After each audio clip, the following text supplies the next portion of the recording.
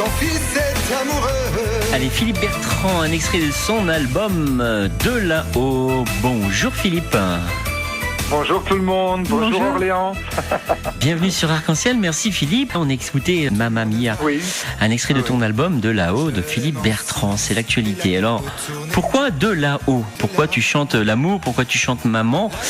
L'album De là-haut, c'est un hommage à ta maman qui est partie trop tôt et tu as voulu lui rendre hommage avec cet album qui s'appelle De là-haut. Oui, je voulais la faire briller et Dieu sait si elle brille maintenant un peu partout dans le monde grâce à mes chansons. Et je voulais rendre un hommage à ma maman, aussi à toutes les mamans qui partent hélas toujours trop vite. Et d'où le titre de cet album. C'est d'ailleurs une chanson extraite de l'album De là-haut. Et voilà, De là-haut est le titre de cet album. Et Mamma Mia est d'ailleurs la seule chanson rythmée de cet album. Donc c'est très bien de l'avoir choisi en entrée d'interview finalement, parce que ça m'a un peu guetté, parce que ce n'est pas un album forcément qui était très fun, puisqu'il est dédié à une personne qui est partie. Donc c'est vrai que c'est bien d'avoir mis en premier titre Mamma Mia, qui est une chanson populaire que je chante un peu partout d'ailleurs.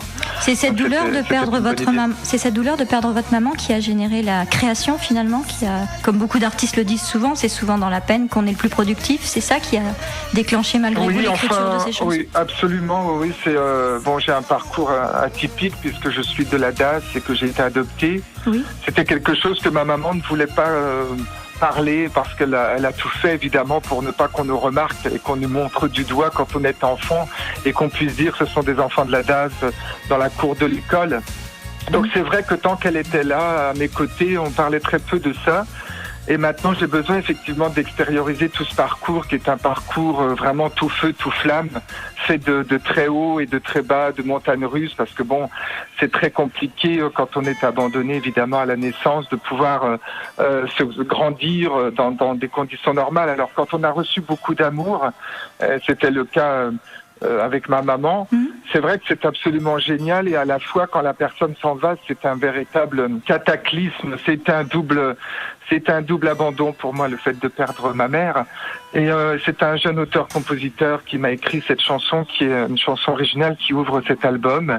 C'est une chanson qui a fait tout démarrer, et puis d'une traite, sans me poser aucune question, j'ai évidemment enregistré d'autres chansons dans cet album qui sont ce qu'on appelle des covers entre guillemets. Mais en tout cas, il y a cette ligne directrice qui est effectivement l'amour que je porte toujours à ma maman évidemment, et qui me booste. Et voilà, je suis très fier de l'avoir fait, d'avoir fait ça avec le cœur, sans me poser de questions, de savoir si j'allais être formaté, si j'allais passer ou pas en radio avec cette chanson qui est une chanson en piano-voix toute simple, mais qui avec les bons mots justement, voilà. Vous jouez vous-même, vous accompagnez vous-même au piano ? Moi, je joue du piano effectivement, mais je n'ai pas la capacité d'être sur scène avec un piano. Je n'ai pas évidemment, je fredonne, je pianote, on va dire. D'accord.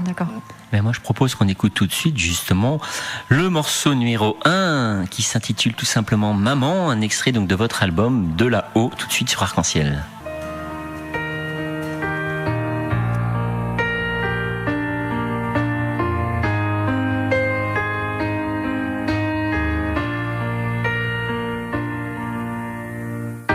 Moi je n'étais pas là et déjà tu m'aimais, maman. Les mots n'existaient pas, il y avait même pas d'avant. Pourtant, tu savais que j'étais le cœur qui désormais, tout le temps, rythmeur été printemps jusqu'à la fin des temps. Maman, je suis né un matin et déjà dans tes mains, maman. La vie avait des yeux, couleur de mes yeux bleus d'enfant. J'étais bien, j'avais faim, je croyais en demain. Souvent, tu jouais à mes jeux, on était tous les deux. Maman, tu m'as appris l'amour sans attendre en retour. Maman, les regrets et les peurs, les petits mots du cœur, le sang, les sourires que l'on goûte.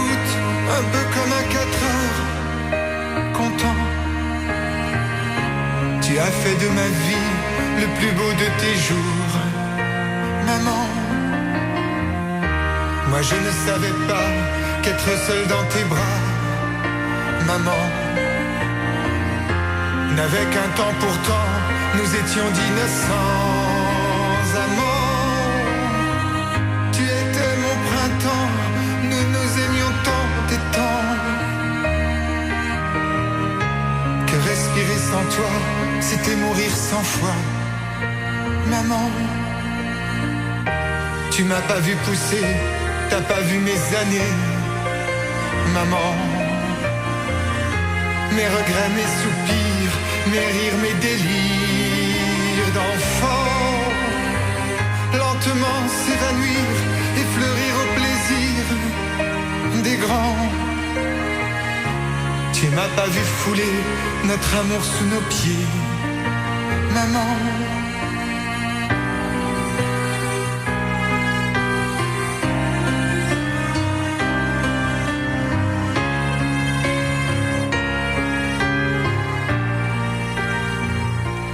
Philippe Bertrand de là-haut, donc quel bel hommage tu as fait à maman quand même là, c'est quelque chose de merveilleux. Ah oui, c'est quelque chose qui touche les gens. Oui. Et au fond, quand je l'ai enregistré, je ne me suis posé aucune question et je ne pensais pas qu'elle allait toucher autant de gens sur YouTube. Et puis voilà, la chanson s'envole et aujourd'hui, elle n'est plus vraiment à moi, elle appartient aux gens. Et on se retrouve tous ensemble sur mon Facebook avec cette même douleur qu'on ne cultive pas, mais c'est plus un hommage en fait. Est-ce que c'est elle qui vous a mis le pied à l'étrier justement en musique ? Absolument en fait, absolument, puisque quand j'avais 5 ans, j'ai vécu des choses assez dramatiques. Ma famille biologique a voulu me reprendre sans prévenir qui que ce soit. Ils ont débarqué un soir à la maison pour un enfant de 5 ans évidemment. J'ai été projeté dans le monde des adultes très tôt. Oui. Et j'ai très vite perdu mon inconscience, ma spontanéité d'enfant, et j'ai commencé à chanter en fait. Et je crois que j'ai dû trouver refuge dans les 45 tours et l'électrophone que ma maman avait, et c'est elle qui a découvert que je chantais. D'accord. Et mon père ensuite a enchaîné en me plaçant dans des concours de chant dans la région où je vivais, en Champagne-Ardenne, à Reims, à côté de Reims. Vous êtes chalonnais d'adoption? Moi, j'ai vécu à Châlons, j'ai travaillé à Châlons, et puis je suis né en fait à Sedan, dans les Ardennes. D'accord. Je suis ardennais, je suis un sanglier. Alors justement, quand on parle d'un album aussi joli que le tien, hommage à maman, comme ça, spontanément, si je te demande moi de me sortir une anecdote, mais que toi seul et maman connaissent, est-ce qu'il y a quelque chose qu'on pourrait savoir? Parce que c'est aussi un bel hommage de dire à maman des choses qu'on lui a jamais dit, une petite anecdote, un petit plaisir que tout de suite ça te fait penser à maman? Mais tout me fait penser à ma maman. Oui. C'est difficile de répondre à une question comme ça. En fait, elle est là en permanence, elle est dans mon bureau où je travaille, elle est en permanence partout dans mes actions, à l'étranger, en France. C'est difficile de répondre à une question comme ça parce que des personnes m'écrivent ou des gens de mon entourage me disent qu'elle m'habite. Et je crois que c'est vrai, à partir du moment où elle est partie en 2014, elle m'habite depuis. Et c'est elle qui me guide. D'ailleurs, quand je prends une décision, etc., si j'ai un doute, je l'entends me parler. Donc, s'il y a une anecdote, c'est sans doute le fait qu'elle me parle en permanence. Elle me conseille, elle est en permanence toujours là. Je crois vraiment, et c'était François Mitterrand qui l'avait dit, on lui posait la question après la mort, et il disait, écoutez, j'en sais rien, mais en tout cas, les religions, etc., mais je crois en la force de l'esprit. Et j'avais trouvé cette réponse de François Mitterrand très, très jolie, très belle. C'est exactement comme ça que je la résume. Et que vous la vivez, finalement. Oui, absolument. Justement, la musique vous a conduit dans des destinations lointaines, étrangères, notamment les États-Unis? Oui, je vis en fait entre deux pays. Enfin, je vis où je peux. Je vis où je peux, surtout. Parce que les gens me posent la question. Oui. Quand je suis en France, on me dit que je vis aux États-Unis. Quand je suis aux États-Unis, on me dit que je suis Frenchie. Je crois que je vis surtout dans des valises. Parce que la musique, effectivement, je l'emmène aux États-Unis où j'ai le privilège de pouvoir chanter, effectivement. Qu'est-ce qui vous plaît aux États-Unis? Le professionnalisme. Le fait que les gens vous écoutent. Par exemple, actuellement, je prépare un album en anglais. Et c'est vrai en France, j'ai plus de difficultés à trouver des titres. En Amérique, les gens ne disent pas, voilà, Philippe Bertrand, c'est un chanteur romantique, etc. On me propose des titres rock et les gens sont ouverts. c'est cette ouverture d'esprit et ce professionnalisme, mais aussi le fait que lorsqu'on chante Barbara, par exemple, Mon enfance, ou Léo Ferré, La vie d'artiste, etc., ou Piaf, il y a une telle reconnaissance de la part des Américains vis-à-vis de tout ce qui touche à la France. Oui. Pour moi, j'avoue que c'est un grand bonheur de repartir. D'ailleurs, je repars la semaine prochaine aux États-Unis. De chanter aux États-Unis, c'est un vrai bonheur pour moi. Quand vous vous posez aux États-Unis, vous vous posez où? Je vis en fait à Miami. Je vis juste à 40 minutes de Miami et je vais poser mes valises la semaine prochaine pour une dizaine de spectacles à nouveau. D'accord. Et je vais revenir en France début juillet. Et quand vous chantez là-bas, vous chantez en français? Alors en fait, je chante en anglais et en français. Je fais un mix parce que c'est vrai que les Américains n'attendent absolument pas, et c'est peut-être ce qui fait ma force, de chanter de faire une pâle copie de Whitney Houston, etc. Et ça, ils veulent pas du tout en fait. Ils attendent le français, le Frenchie comme ils disent. Ils attendent de lui Piaf, ils attendent Barbara, ils attendent La vie d'artiste, par exemple. Que beaucoup travaillent au piano quand ils commencent le solfège. Oui. Comme quoi, donc voilà, nous on attend effectivement, on attend surtout de la chanson française. D'accord. Alors finalement, pour aller à l'encontre de ce qu'on voudrait bien croire dans l'ambiance actuelle, dans la tendance plutôt du moment, finalement les Français sont plutôt bien vus aux États-Unis? Ah oui, non, mais vous savez, il faut parce pas... Parce qu'on essaierait plutôt de nous faire croire l'inverse en ce moment. Ah non, pas du tout. Alors là, ça c'est complètement faux. Et puis je voyage à travers les États-Unis, puisque j'ai chanté aussi à Boston, etc. Bon, j'ai de la famille à Boston, donc c'est vrai que les États-Unis, tout ce qui touche à la France, voilà, il y avait encore dans ma région, parce que je vis à Cahors, un journaliste de New York Times dernièrement qui était là pour un article qui va y avoir sur le vin dans le Lot. Ah. Non, le vin, la nourriture, la musique, la mode, etc. Même si les temps sont incertains actuellement dans le monde, la France reste quelque chose qui brille. Qui brille. Mais c'est joli de l'entendre de vous, puisqu'en plus vous avez une expérience réelle et vous vivez là-bas, donc. Oui, puis vous savez, le patriotisme, etc. Là-bas, moi je suis touché à chaque fois de voir des gens. Il y a une communauté française importante à Miami, évidemment, mais ce sont surtout, moi je ne cherche pas à donner des spectacles dans des lieux français. Ça ne m'intéresse pas. Ce que je veux, c'est toucher le cœur des Américains grâce à notre patrimoine. Bravo. Alors moi, Philippe, ce que je te propose, c'est de choisir un morceau que tu as envie d'écouter comme ça tout de suite de ton album. Faire découvrir aux auditeurs un morceau que on n'a pas l'habitude d'entendre en radio. Alors en fait, il y a une chanson qu'on n'entend plus beaucoup qui s'appelle De là-haut, qui est le titre de l'album. Oui. Une reprise de Thierry Amiel. Il y a cette chanson que j'aime beaucoup. Il y a aussi une autre chanson qui est originale et qui s'appelle Et le ciel peut t'attendre. Voilà, qui est une chanson de Thierry Brenner et Paul Glaser. Comme tu veux, tiens. On va écouter tout de suite De là-haut, puis on aura juste après Et le ciel peut t'attendre sur Arc-en-Ciel. De là-haut, extrait de l'album Philippe Bertrand sur le 96.2.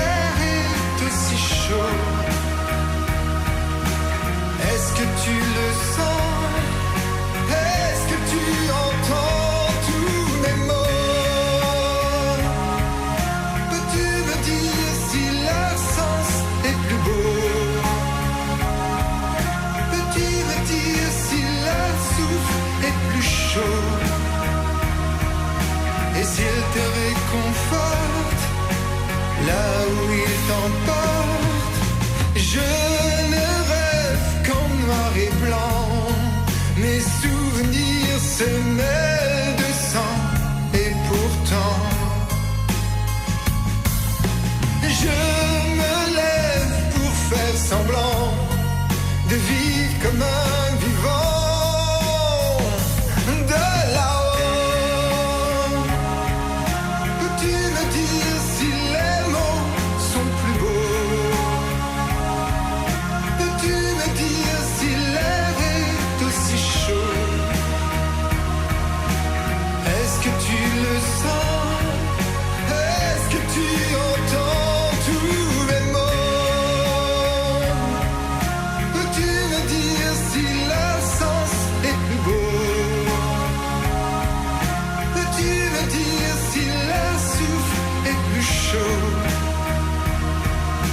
S'il te réconforte là où il t'emporte là-haut.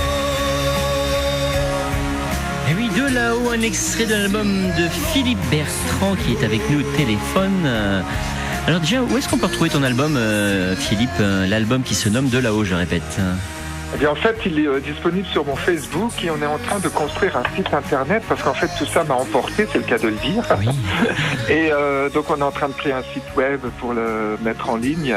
Et puis, il sera également, je travaille sur le nouvel album, donc tout ça va être en ligne sur les différentes plateformes, en fait. D'accord.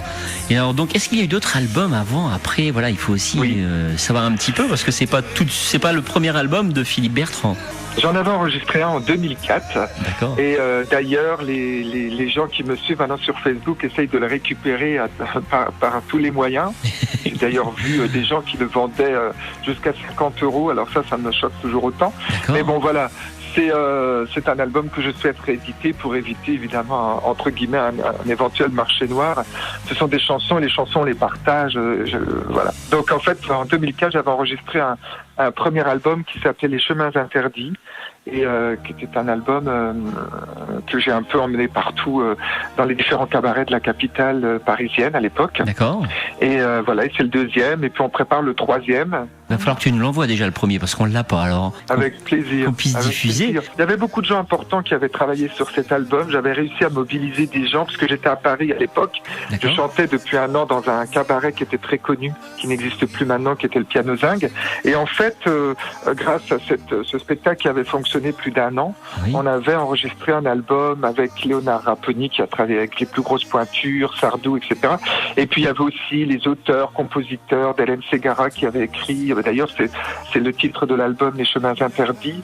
Il y avait également Eric Frasiac qui lui était aussi un vrai artiste, un vrai de vrai. Il retourne et rechante enfin. Et il a une radio dans la Meuse. Enfin, il y avait plein de gens qui avaient participé à cet album. Ouais. D'accord. Est-ce que justement par rapport au deuxième album, là, revenons sur De là-haut, ça n'a pas été difficile de choisir 11 titres pour l'album pour correspondre à maman? Est-ce que c'est des titres que maman elle aimait bien aussi ou comment t'es venu le choix de ces chansons? En fait, en une nuit, j'ai réuni les chansons. D'accord. Par rapport à ce que j'avais vécu et quand on écoute évidemment cette chanson très connue de Nicoletta, Mamie Blue, voilà, bien l'histoire raconte mon histoire, ma propre histoire. Elle raconte évidemment l'histoire de milliers de gens, mais il me fallait des chansons qui racontent mon histoire. Donc la première décision était de trouver des chansons qui racontent mon histoire et voilà. Donc c'était très vite dans le choix en fait, parce que je ne suis pas quelqu'un de besogneux. Il faut que les choses arrivent très vite. Je vis les choses à l'instinct, un petit peu comme un animal. Et si je commence à réfléchir, à analyser d'une manière rationnelle, alors c'est pas bon pour moi ça. Il faut que j'agisse d'une manière instinctive. C'est vrai que je les ai choisis comme ça en fait. C'est aussi pour ça qu'elles vous ressemblent tant. Oui, je pense que je suis quelqu'un de. Je pensais en vieillissant qu'on était beaucoup plus, qu'on s'endurcissait, qu'on prenait comme on dit, du poil de la bête. C'est alors complètement l'inverse. Alors donc plus je vieillis et plus je suis émotif.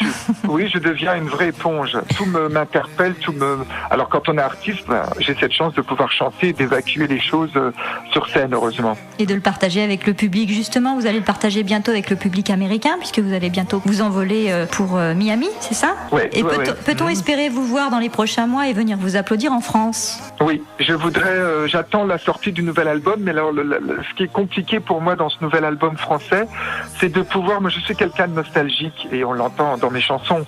Alors, on dit c'est un chanteur romantique, enfin, peu importe. En tout cas, nostalgique, ça c'est sûr. Et il faut que j'arrive à trouver un équilibre. C'est la discussion que j'ai actuellement avec mes interlocuteurs, les gens qui travaillent sur le nouvel album, c'est de trouver un équilibre entre des chansons qui déménagent et des chansons un peu plus lentes. Parce que c'est vrai que à un moment donné, effectivement, si on m'écoute, moi je voulais faire un album en piano-voix. Oui. Alors évidemment, ça va pas être encore très très fun tout ça. Donc je suis en train de travailler, d'essayer de trouver un équilibre. Et puis ensuite, ouais, effectivement, je vais chanter en France. Il y a un projet à Paris entre autres. Pour l'hiver prochain. Voilà. Pour l'hiver prochain. Et il y aurait la sortie d'un troisième album. Oui, pour justement pour la sortie de ce nouvel album, effectivement, oui, je vais chanter en France parce que je chante déjà en France. J'offre des spectacles en France très régulièrement, ici à Toulouse où j'habite. Oui. Et d'ailleurs, des gens m'appellent et j'ai plaisir aussi à offrir des spectacles parce que c'est vrai que parfois il faut avoir un minimum de générosité. On chante pas seulement pour rentabiliser, quoi. On chante surtout pour partager. Et il m'arrive de chanter. J'ai offert dernièrement un spectacle dans une maison de retraite importante ici où j'habite. Et ça a été, ce sont des moments vraiment, ce sont des moments qui me relient à ma maman et voilà. Moi, j'ai ce privilège de travailler beaucoup, donc et aussi ce privilège de pouvoir offrir des spectacles. Et ça, j'avoue que c'est un grand bonheur aussi. Et voilà. Et c'est ce que j'allais dire, c'est que l'album là que tu viens de sortir de là-haut, c'est pas la rentabilité, c'est le cœur qui parle. Et ce que tu voulais, voilà, c'était sortir quelque chose, rendre un hommage à maman. Et comme on dit, hein, peu importe l'argent que ça coûte, c'est un grand plaisir, un hommage que tu as voulu rendre. Et quel bel hommage tu lui rends avec toutes ces chansons vraiment qui correspondent à maman, qui correspondent un petit peu à cet univers-là. Et moi, je voulais te demander, dans toutes les chansons là que tu interprètes sur cet album, est-ce que, par exemple, hein, quand tu dis Mamie Blues de Nicoletta, la chanson Mamma Mia de François Valéry ou d'autres, est-ce que les artistes à qui, entre guillemets, appartiennent ces chansons-là sont au courant que tu as repris leurs chansons? Comment ça se passe? Est-ce qu'ils ont bien aimé ta reprise? Ils le sont forcément parce que il y a les droits d'auteur. Bien sûr, oui. Donc ils ont évidemment, on a les droits d'auteur, la fameuse, on va pas entrer dans les détails, la fameuse SDRM à régler avant de produire un album. Et je n'ai pas eu de réaction j'adore François Valéry, moi je suis de cette génération. Et puis de toute façon, que je la défends, cette génération de chansons populaires. Et d'ailleurs, quand on descend dans la rue et qu'on demande à quelqu'un de fredonner l'été indien ou une chanson d'Hervé Villard, ils le font immédiatement. Donc, ce qui prouve à quel point ces chansons sont dans l'inconscient collectif. Bien sûr. Et aussi, mais je n'ai pas eu de réaction. Non, je n'ai pas eu de réaction, mais j'ai pas envoyé les albums aux intéressés non plus. Alors bon, c'est peut-être quelque chose c'est quelque chose à faire justement. D'accord. Alors je rappelle, De là-haut, c'est l'album donc de Philippe Bertrand. Philippe Bertrand, donc qu'on peut retrouver sur Facebook pour commander cet album-là. Et bientôt, on pourra le retrouver un petit peu partout en vente et surtout le troisième album exclusivement en anglais. Il y aura quelle consonance plutôt romantique encore, quelques ballades au niveau anglais, la pop. Tu vas ramener quelques couleurs anglaises? Non, c'est un album pop rock en fait.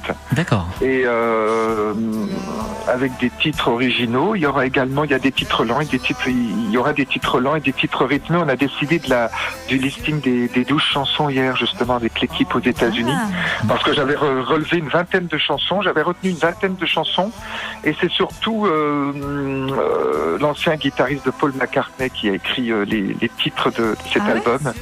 Et c'est quelqu'un qui m'avait écouté aux États-Unis. Il était aux États-Unis dans un des spectacles que j'ai donné.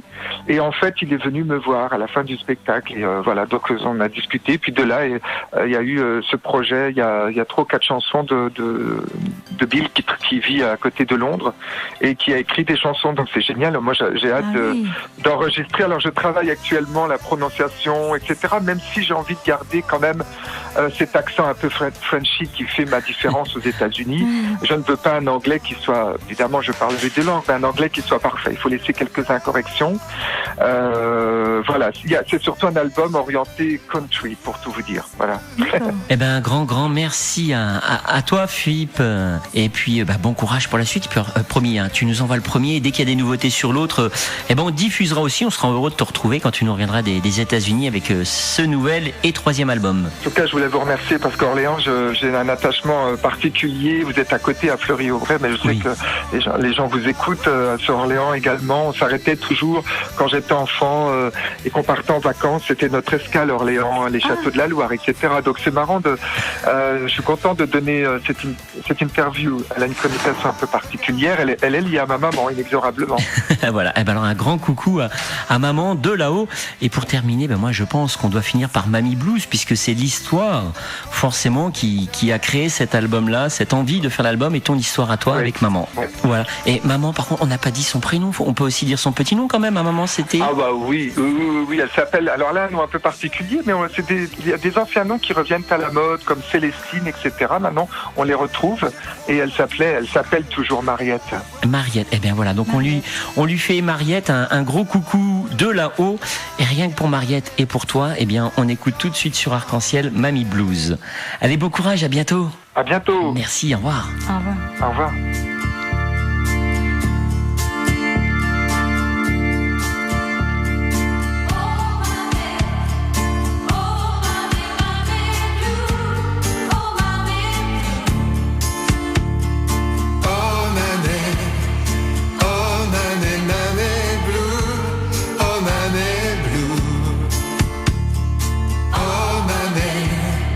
Oh,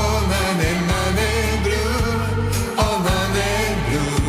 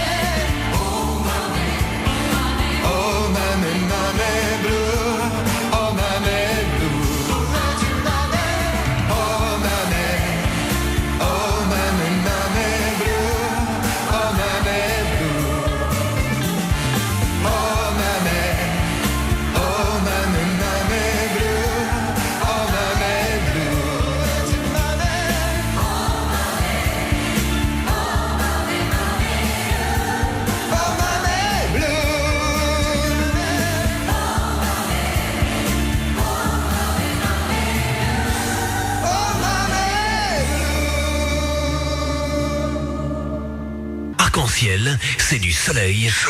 Plein les oreilles. Plein les oreilles.